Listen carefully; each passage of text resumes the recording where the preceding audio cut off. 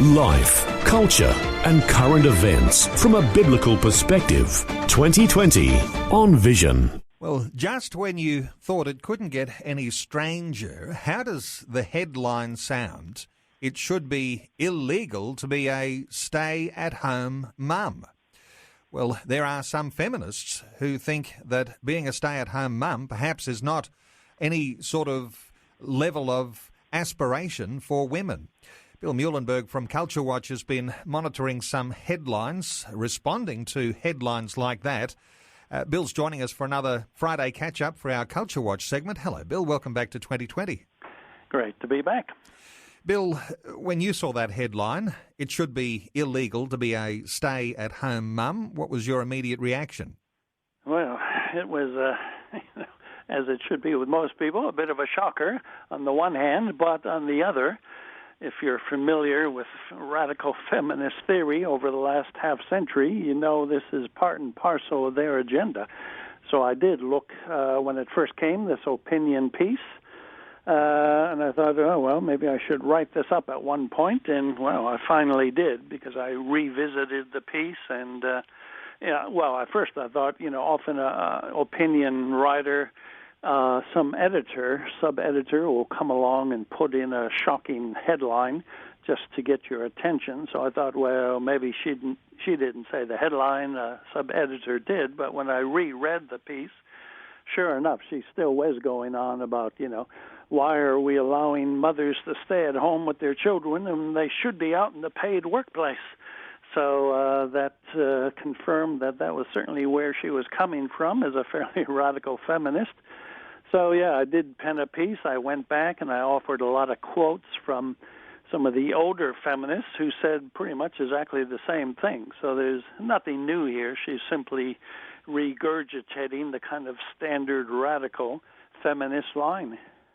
It seems to me that moderate feminism, and that's probably a very relative term, but moderate feminism would have been the thrust that said it was a woman's right to choose whether she was in the paid workforce or whether she chose to stay at home and raise her children. What is so over the top about these sorts of headlines? Because it certainly is not just at the level of moderate, is it? No, well, that's right. You're made the right point here. It used to be all about choice, freedom for women. Give them real options. Don't force them into just one predetermined outcome. But that's exactly what we're doing with gals like Sarah, the author of this piece. She's saying the only good woman is a woman in the paid workforce, but those women who choose to stay at home and work at home, and there's plenty of work that's done as a homemaker, and raising the next generation, she's effectively saying women should not have that choice. So, what the earlier feminists did talk about with real choice, that is now chucked out the window altogether, and we have to go with the radical femmes, and the only good woman is a paid workplace woman. Interestingly, Bill, oftentimes we get concerned about being a Christian, the name Christian, as something that is being trampled underfoot by so many on so many different sides of the culture wars. But is it the case that the word family is as much under attack because of some connotation that somehow or other it's all things bad for a society to be part of a family? Oh, no question about it. It's got the same anathema, as you say, with the idea of Christianity, this idea of family. Even the Marxists nearly a century ago said the same thing. The family is an oppressive bourgeois institution. We have to destroy marriage and family in order to allow communism to flourish. So, in fact, Soviet Union, when they took control in 1917, that was one of the first things they did.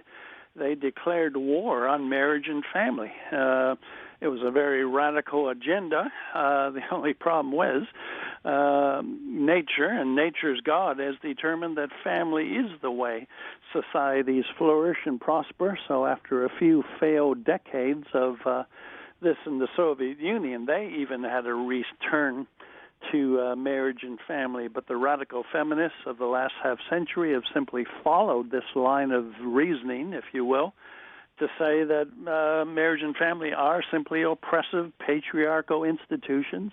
And many of them, as I quote in my article, were quite open about we must smash and destroy marriage and family in order for feminism to succeed. So not unlike the earlier communists. Well, Bill, oftentimes we'll use terminology like the natural family, but there's a Christian foundational view of family too. Just reiterate some of those things we might have discussed in past times, the value of the family and perhaps a biblical base for what we understand about the family and God's desire to see families flourish. Well, that pattern or that formula that God instituted is found in the very opening chapters of Genesis and runs throughout the Bible. The idea of a man and a woman coming together to form a family, that has always been God's ideal for human sexuality and for what we call the natural family, to have the best environment in which we can raise the next generation, having a boy or girl biologically cemented to their own mom and dad. That's always been God's design. So it's no surprise that Satan has been trying to undo this for ages. So whether it's in the form of cohabitation or a whole range of other options today, of course, homosexual families and the like, we see the enemy trying to undo God's good purposes for mankind, and we're seeing all the bitter fruit as a result. It's almost the case, isn't it, that the Christian experience aligns itself with something of what we were saying earlier, a moderate feminist stance, where women have a choice to be in the workforce or a choice to be at home. But it's almost as though women are being denied the choice, whether it's economic circumstances or pressure from these feminist militants. Women are being denied an opportunity to choose. Yes, that's exactly right, and sadly we see that reflected even in all kinds of government policy. In the past, the natural family was given preference and priority in most government policy, but our social policy today sadly reflects that of the radical feminists.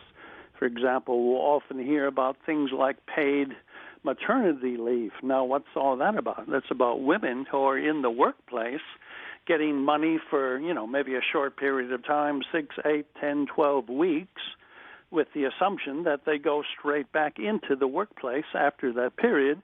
And, of course, the kids are simply shuffled off into daycare. Now, is there a corresponding payment for mothers who choose to stay at home and look after their own children? Well, no, there isn't. So once again, where's the choice? Where's the equality when only women in the paid workforce are getting government help? In fact, all of us pay for it with our tax dollars, but the mother who chooses to stay at home, feeling it's the best thing, at least in the early years, to bond with your own child, they are getting no help at all from the government. So we see even there's a clear lack of choice. Now, with this headline, it should be illegal to be a stay-at-home mum. In fairness to some other more moderate feminists, have they come out and actually said she's gone too far here? What are other feminists saying, Bill?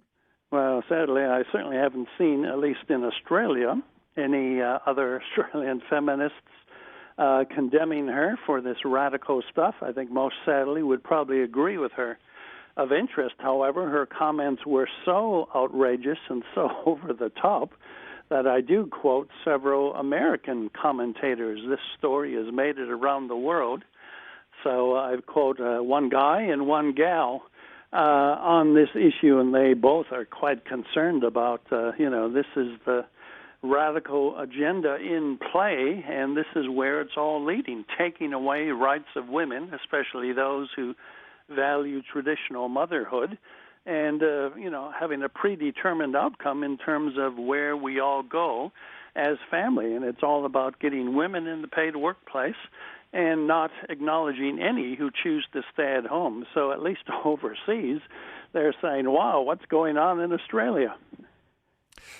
Bill, sometimes we talk about fake news, and that's news that's generated on the whim. It's fictional.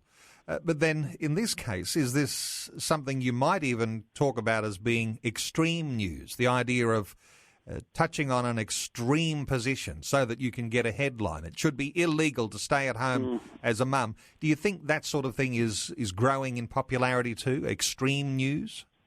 Oh, well, this is certainly an extreme opinion piece, but sadly I think it's reflective of many in our mainstream media. Remember, the mainstream media really does push the radical progressive line on all things. So it's, well, we know from facts, from studies, that it's filled often with many who are not exactly of the mainstream of the rest of society. You know, inordinate amount of women, inordinate amount of homosexuals working in the mainstream media.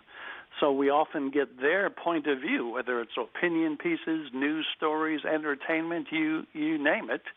We're getting this kind of radical agenda being pushed all the time.